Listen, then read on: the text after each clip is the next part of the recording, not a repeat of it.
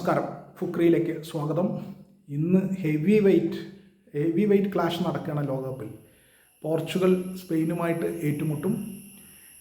പോർച്ചുഗലിനെ സംബന്ധിച്ചിടത്തോളം സ്പെയിനായിട്ട് ഏറ്റുമുട്ടൽ എന്ന് പറഞ്ഞാൽ ഈ ലോകകപ്പിലെ തന്നെ ഏറ്റവും മികച്ച മത്സരങ്ങളിലൊന്നായി മാറാൻ സാധ്യതയുണ്ട്. കാരണം ഈ ലോകകപ്പ് നേടാൻ ഏറ്റവും സാധ്യത കൽപ്പിക്കുന്ന ടീം സ്പെയിനാണ്. വമ്പന്മാരാണ്, ശക്തരാണ് സ്പെയിൻ.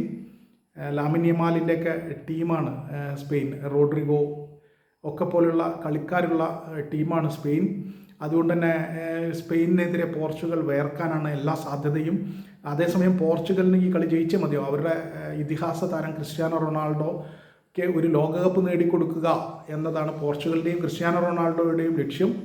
അപ്പോൾ ക്രിസ്ത്യാനോ ഇന്ന് ജീവന്മരണ പോരാട്ടം നടത്തിയാൽ മാത്രമേ സ്പെയിനെതിരെ ജയിക്കാൻ പറ്റുള്ളൂ. അതല്ലെങ്കിൽ ഇന്ന് കാലത്ത് നെയ്മർ വിരമിച്ചു. ബ്രസീൽ പുറത്തായി, നോർവേയോട് തോറ്റിട്ട് നെയ്മർ വിരമിച്ചു. അങ്ങനെ ഒരു സാഹചര്യം നാളെ ക്രിസ്ത്യാനോ റൊണാൾഡോയ്ക്കും ഉണ്ടാകും സ്പെയിനോട് തോറ്റാൽ. ആ സാഹചര്യങ്ങൾ ഒഴിവാക്കാനും എങ്ങനെയും വിജയിക്കാനും പോർച്ചുഗൽ ശ്രമിക്കും എന്നുള്ളത് ഉറപ്പാണ്. ഫോം ഗൈഡ് വെച്ചിട്ട്, ഈ നിലവിലെ ഫോം വെച്ചിട്ട് സ്പെയിനിന് തന്നെയാണ് സാധ്യത. അക്കാര്യത്തിൽ തർക്കമില്ല. സ്പെയിനിന് തന്നെയാണ് മുൻതൂക്കം, സ്പെയിനിന് തന്നെയാണ് പോർച്ചുഗലിന് മേലെ എഡ്ജ് എന്നതിൽ തർക്കമേ ഇല്ല. പക്ഷേ അതിനപ്പുറത്തേക്ക് കളിക്കാവുന്ന ഒരു ടീം പോർച്ചുഗലിനുണ്ട്, അതൊരു സത്യമാണ്.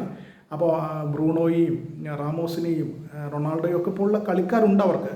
അപ്പോൾ അവരെ വെച്ച് സ്പെയിനെ മറികടക്കും എന്നുള്ളത് തന്നെയാണ് ആ പോർച്ചുഗലിൻ്റെ ഒരു മാനസികാവസ്ഥ.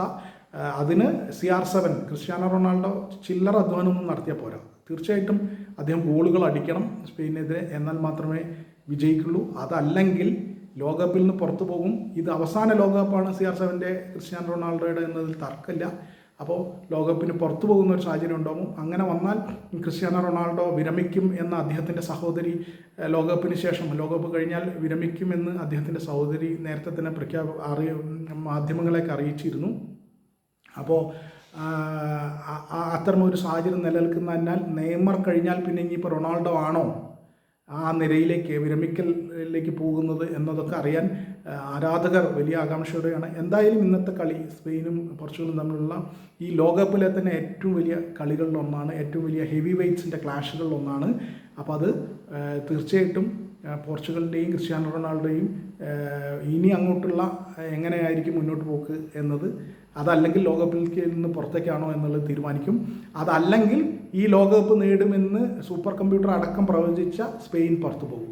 ഇതിലേതെങ്കിലും ഒന്ന് സംഭവിക്കും.